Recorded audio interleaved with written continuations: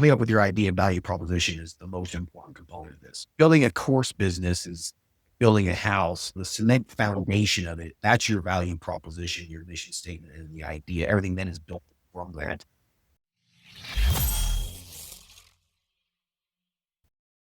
Hey everyone, welcome to another great day and another great podcast at Elite Expert Insider. I'm Melanie Johnson, your host today, and one of the co-owners of Elite Online Publishing, where we make authors #1 bestsellers, help you write, publish, and market your book.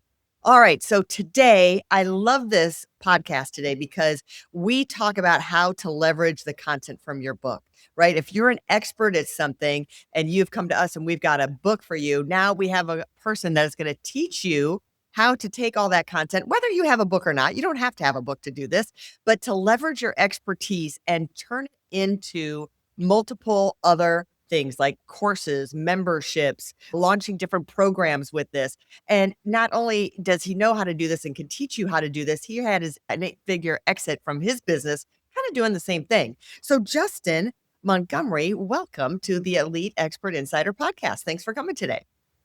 Yeah, thanks for having me on here. Appreciate it. Tell us your background and then how you got to where you are today. Sure. So I'm a nurse practitioner by training. People listening to this might not know what a nurse practitioner is exactly. It's in between a nurse and a doctor, essentially.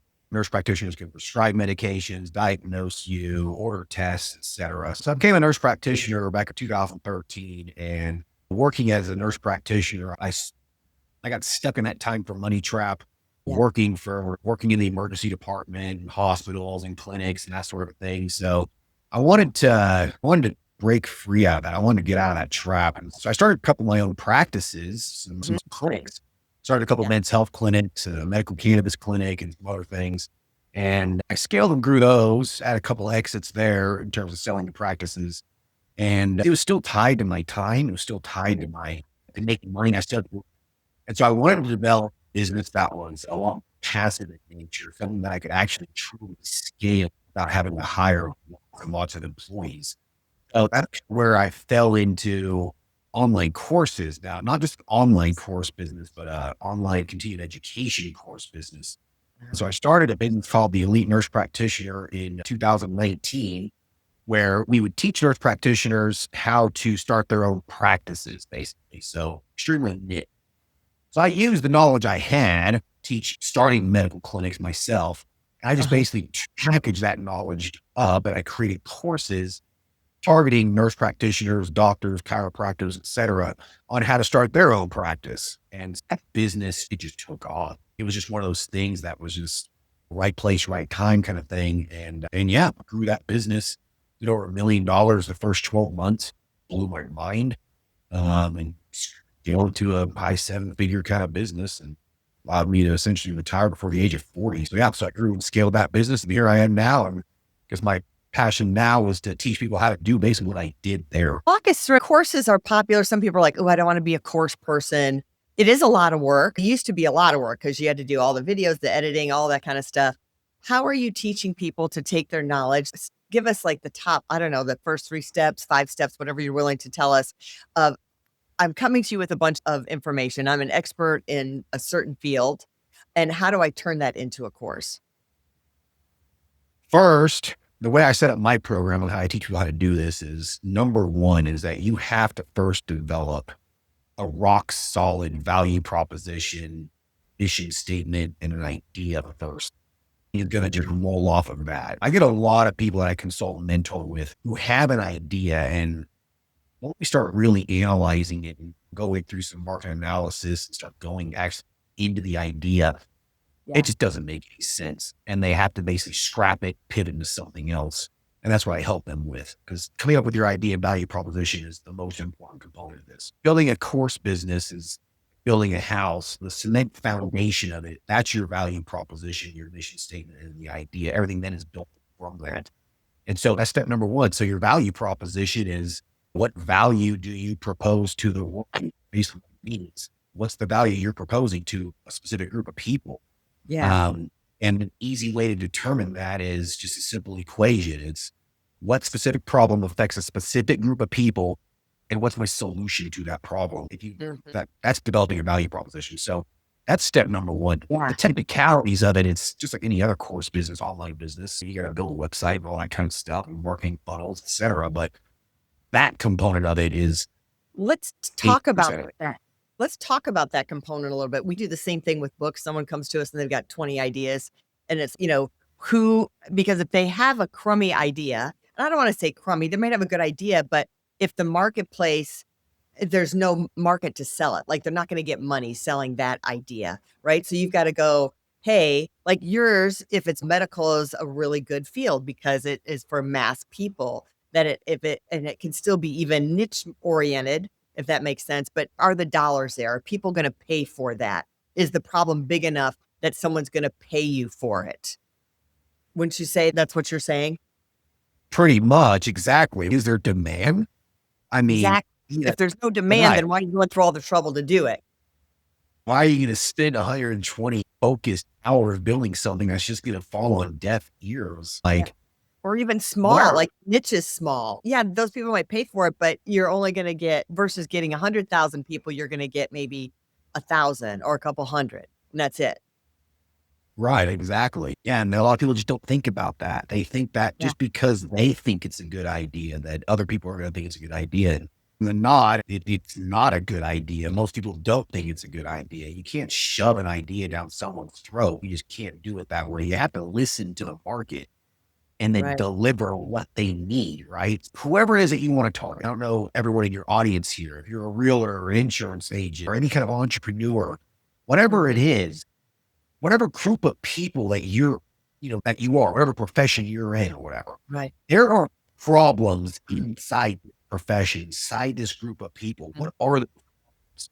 And do you Mhm. have a solution to it? That's how you develop a solid value proposition. Take up problems that don't exist. True. All right. So what's the next step after finding that out? Getting the right Yeah. problem and the right solution and the right Yeah. So then, yeah. So, yeah. So once you develop a value proposition, you write a mission statement, like what's your mission here? What are you actually doing? And then after that, it's just make sure the continued education course business, the profession focused course business, make sure the name of it actually like resonates with what it is that you're doing. I said something. This is another big problem that I see most people that I mentor.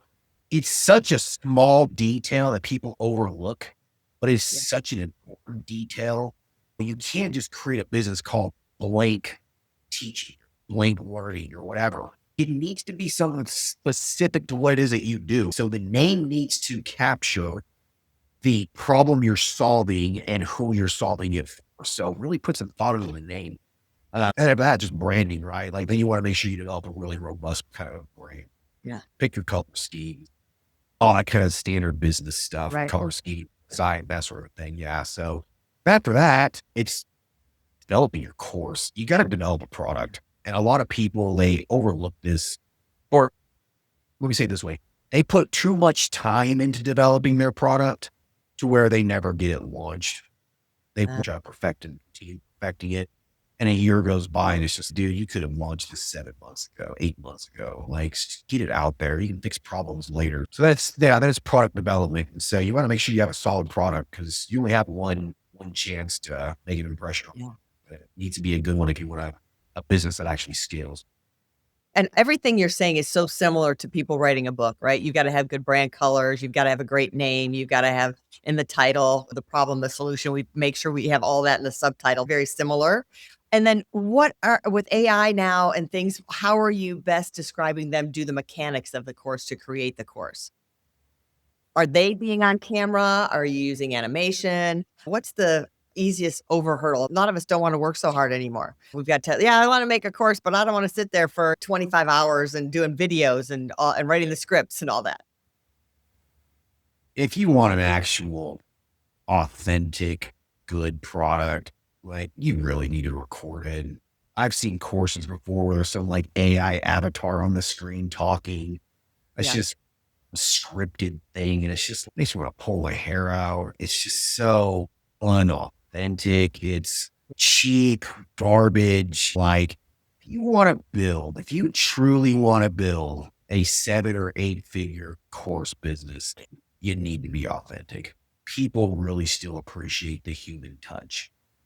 you want to build some quick garbage that's just AI or whatever generated, then expect garbage result, right? So I might be old school in that thinking, but from my experience, people really do tend to more latch onto that more authentic kind Mhm. of stuff.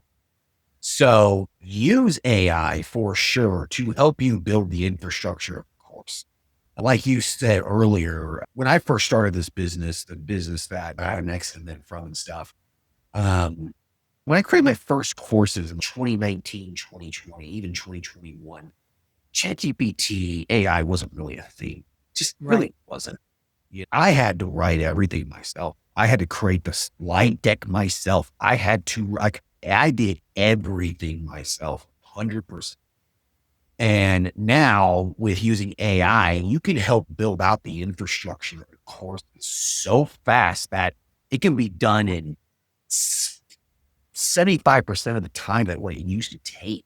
You Yeah. know, you can literally cut down a process that used to take you 4 hours and it can take you an hour and a half, maybe 2 hours at least. So you can be a lot more efficient creating course products now using AI, but use it just for the infrastructure. So by that, I mean creating outlines, developing the content within the slide decks themselves, Mhm. creating additional resources and handouts, stuff like that. Use AI for that stuff. That's a lot of just the Yeah. busy work. But at the end of the day, though, I still believe that you, as the course creator, should be the one hoarding the course and providing your actual authentic opinions into it, your anecdotal Mhm. claims, your experiences, those sorts of things. AI cannot develop a script for you that actually includes your experiences. It's just not going to, unless you prompt it with the exact experience you have. But as you record a course, experiences from the past come back into your head. And that's Mm. what people are paying. That's what they want is that real Yeah. stuff. So I have a long answer, but But yeah, that's what we tell authors too. You can't have an all AI book because they don't know the stories in your head. And those are the stories that you need to tell. You can get the framework, like you said, and all of that, but you still got to have your own authentic stories. Did you record all the videos in the nurse practitioner one? Is that you, or was it a variety of people? yeah, in the business, the elite nurse practitioner, the CE business, I'm still part of that, by the way. But yeah, I recorded almost all of them myself. I had some people come in as content specialists for whatever we were talking about that knew more about the topic than I did, Right. and they would record their own sections, right? Hmm. But yeah, and with my new business, Pro Course Start, where I teach people how to start the education course businesses like this, Yeah. it's still me recording the course Yeah. content, the master plan, all that stuff. It's still me. Yeah. All right. So what Really, are the other things I noticed on the nurse practitioner site? You had, it wasn't just courses, you had certifications, memberships, there was a variety of different things. What are you encouraging your authors to do? And what are some of the more profitable things? yeah, you should have a variety of different products within a business like this, right? So when you're leveraging your knowledge and turning it into an actual product, then you need to have a variety of different products because one product might resonate with someone and then another one might resonate with someone else. Foundation of a business like this is definitely having some kind of flagship course product. Starting a continuing education course business or a profession focused course business, have a flagship course product, something that kind of conceptualizes and summarizes up the entire business itself. So what's the Mhm. main solving? Put that into a flagship course product. Yeah. That's product number one. And then everything else is more complementary to it. So memberships are a great revenue driver, fantastic revenue driver. It can be more just a basic membership where people pay $50 a month or whatever. Could Mhm. be a mastermind that costs $10,000. Pro Course Start, I have a $10,000 mastermind. If you really want help start a seed business, do it the right way, that's what it costs. And so you can have anything from that, a high ticket offer or just a very low ticket offer for a membership product. If the people that you're targeting are professionals who need some kind of certification, then create certifications yourself. It's not that hard to do. Books, little ebooks, you can print books, workbooks, protocols, procedures, a lot of little add-ons like that work really, really well. And yeah, you can also do like live webinars and that sort of a thing, but Yeah. that's gist of it. It's not a complicated business. All right. So let's say I've created this stuff. I have created a course and maybe some other ancillary products. Now, how do I sell it? Because people are like, I've got it. and it's sitting there. No one's buying it. I post it on my social media and I'm not getting any traction. How do I sell this Yeah. stuff? Good question. It's the hardest part of this. Like I tell people with the book, I go, there's the writing of the book, there's the publishing of the book, and then there's the marketing of the book. It doesn't end. And that marketing and selling of the course and continuing education or whatever, that never ends, right? You got to keep doing that. And especially if you don't really have a list. So a lot of these people, I imagine they're coming to you and they might not have a real big list. Some might, but probably the majority don't. Correct. Yeah. Yeah. Marketing is the hardest part of this. Like creating the course, creating your memberships, creating all this stuff. It's just work. Right. Anyone can really do it. It's not that hard. But what separates you from the other people, ultimately at the end of the day, is how do you sell it? Right. Um, yeah. And there's two ways to do it. Way number one, which is probably the best way to do it if you're patient, is Hmm. just to grow it organically, build an audience, right? Organically grow an audience and build it out over a period of time. You do this by producing lots and lots of free content, right? Lots of articles, lots of videos, maybe a podcast or something. You got to Hmm. produce some content people can consume.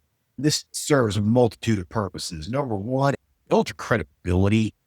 Two, establishes your authority. Number three, it relates to people. Number four, you continue to whisper in their ear so they continuously remember who you are, right? So provide lots of content. If you do that, people actually enjoy the content. I'm talking about good content, valuable content, not BS garbage, good Right. content. If they like it, they will subscribe to your email list. They will subscribe to your social media channel, whatever it is, and they will stay up to date with it. And you're constantly whispering in their ear, basically. They're continuously consuming this content. You're building an audience. You're building fans, right? Yep. And it can be in the most dorkiest niche thing in the world, but you build fans like business, like the elite nurse practitioner, teaching people how to start a medical practice. It is Yep. not the most glamorous topic in the by any stretch of the imagination, like at all. But people, fans, and yeah, whatever. But those fans bought courses and bought products from you, right? So build an audience, valuable, consistent content on a regular basis. If you do that, you will build a customer base that will be with you for a very long time. Every new part that Hmm. you develop, I buy from. Okay. This Nice. takes time. Gotta be patient with it. A lot of people just don't have the patience for it. It takes 6, 12, maybe 24 months to really build a decent audience. It's a Yeah. slow game, but it's worth it. And then number two is the paid advertising side, right? Obviously, you create a bunch of ads. A lot of people Hmm. don't. They overlook this. They don't do it the right way, or they don't put enough money toward it. But you got to advertise this if you want to accelerate the growth of it. Hmm. Lots of ads on Meta and LinkedIn, YouTube, Google, etc. Just wherever your audience is going to be, right? A lot of paid advertising, and a lot of people just promote their course products. They just promote the product they're trying to sell. It's not the way to do it. You need to actually get engagement. So promote your content. And if you promote your content, you will accelerate the growth of building Yeah. the audience and buys. Sure, create Hmm. an ad, of course. Obviously, have that out there. Only thing you should be promoting a lot of your content, increase your engagement, build your audience. So that's Yeah. the way to do it, really. And I think the other thing is borrow other people's audiences, whoever your niche is, like your nurse practitioners, borrow a doctor's or a medical organization's audience, advertise on their audience or get on their podcast and do it and talk about it. Podcasting is a great way to do it today. We help people get booked on podcasts all the time. So I used to be in the television business, owned a couple TV stations, and that used to be the way, right? To get on TV, but now it was like mass appeal, but now you can niche down right to the people who have your audience on a podcast. So I think that's another great way, or get on stages too. You're already an expert and get on stages. So give us the last tip that you have before where we go, and tell us where we can find you. Oh, geez. Yeah, I think the biggest tip I have for you that change your mindset. Um, don't try to be so product focused. try to be just selling physical products and whatnot. Don't let your knowledge work through you. Let your knowledge work for you. That's really critical to think about this. Like, so many people out there, just their knowledge works for them, but they never let it actually work for them. You need to leverage the knowledge in your head and turn it into some kind of passive engine that actually works for you. Like what you do. Writing a book is one of the best ways to let your knowledge actually work for you. Courses in the digital age, that is another way to do it. There's a variety of ways to do this. Yeah. Think about it. Change your mindset about that. Just let your knowledge work for you. So you working for you. Change that mindset. And you'd be surprised what kind of little side hustle, little side business you can create, generate a significant amount of income. Like business that I had in 8 years, like it allowed me to retire before the age of 40. That was a side business. And you created it once, right? It's like it's done. You don't have to do it anymore. You still have to do the marketing and selling it, but yeah, it's cool. You got you're leveraging your knowledge instead of your time. So I love that. Yeah, exactly. Right. You just never know. Start multiple businesses, throw them out there. One's going to hit eventually. Yeah. Yeah. All right. Tell people where they can find you, Justin.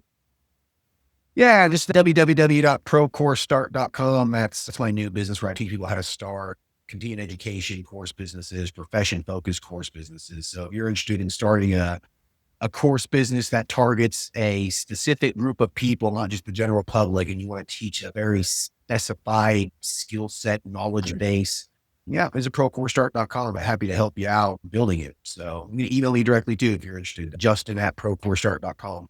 I answer these. I'll have a chat bot or I'll have an AI agent, virtual assistant. I answer these emails myself. So Justin@procoursestart.com. Happy to answer any questions. Terrific. Thanks, Justin, for joining us today. And I hope you were inspired to leverage your knowledge, leverage your expertise, whether it's in a course, a mastermind, or a book like we do. And if you're looking to become an international award-winning best-selling author, we guarantee our results. We've been doing it for over a decade. Reach out to us at eliteonlinepublishing.com, and we'll see you next time. Have a fantastic week, everybody. Hey, are you looking to increase your revenue, build credibility, and elevate your brand? This podcast is brought to you by Elite Online Publishing, an innovative publishing and full-spectrum marketing company. They will publish and market your book to make it a #1 bestseller. Becoming an author is the best way to market your business. So contact them at eliteonlinepublishing.com today. All of their authors become #1 bestsellers.